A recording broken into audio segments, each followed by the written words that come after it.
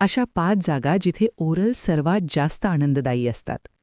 आज मी तुम्हाला सांगणार आहे की तुम्हाला खूप काही न करताही फक्त वरवर स्पर्श केल्याने इतकी सेन्शुअल फीलिंग कशी येईल, ज्यामुळे तुम्ही पूर्णपणे रेडी व्हाल. मी आज तुम्हाला पूर्ण ओरल गाईड देणार आहे.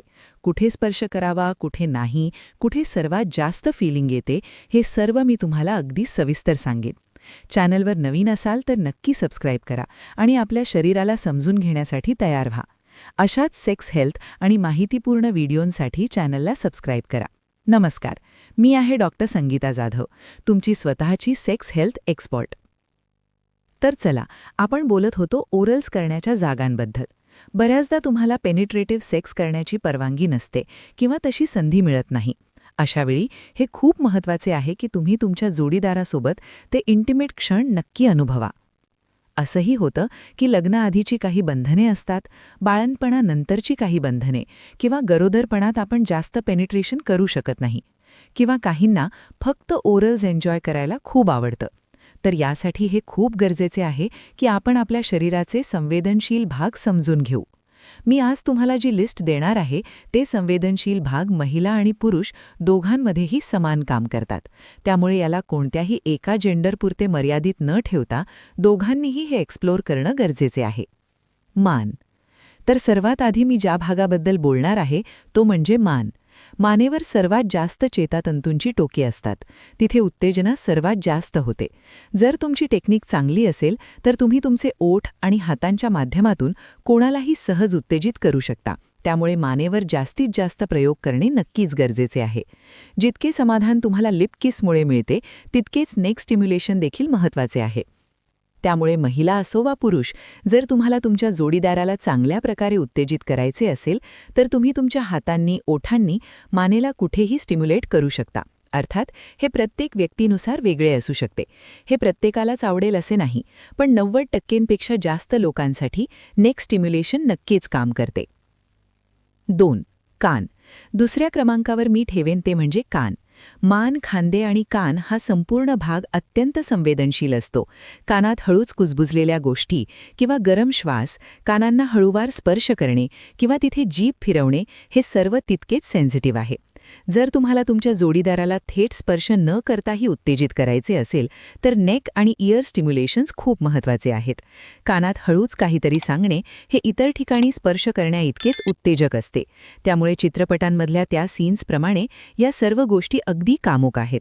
थोडक्यात सांगायचे झालं तर कान आणि कानाच्या मागचा भाग खूपच सेन्सिटिव्ह असतो. 3. काखा आणि मांड्यांच्या आतला भाग. तिसऱ्या क्रमांकावर मी सांगेन ते म्हणजे काखा आणि मांड्यांच्या आतला भाग. या भागांमध्येही खूप जास्त सेन्सेशन्स असतात. म्हणूनच तिथे स्पर्श करताना किंवा वॅक्सिंग करताना वेदना थोड्या जास्त होतात. त्यामुळे तुमची काख आणि मांड्यांच्या मधला भाग, जिथे तुम्ही थेट गुप्तांगांपर्यंत पोहोचत नाही आहात, तिथे महिला आणि पुरुष दोघांमध्येही समान संवेदनशीलता असते. असे भाग जिथे केसांची वाढ शरीराच्या इतर भागांपेक्षा नक्कीच जास्त असते, तिथे सेन्सिटिव्हिटी जास्त असते. ही अगदी सोपी स्ट्रॅटेजी आहे. तर या संवेदनशीलतेसाठी तुम्ही ओरल्स, हाताने मसाज करणे किंवा एखादं मऊ फर, एखादी सुंदर रिबिन अशा गोष्टींचा वापर करू शकता. सर्वात चांगली गोष्ट ही आहे की हे भाग तुम्ही अगदी सहज एक्सप्लोर करू शकता. त्यासाठी तुम्हाला खूप जास्त कपडे काढायचीही गरज नाही. त्यामुळे ज्यांना गर्भधारणा नको आहे आणि जी सेफली एक्सप्लोर करू इच्छितात, त्यांच्यासाठी हे भाग खूप सेन्सिटिव्ह आहेत.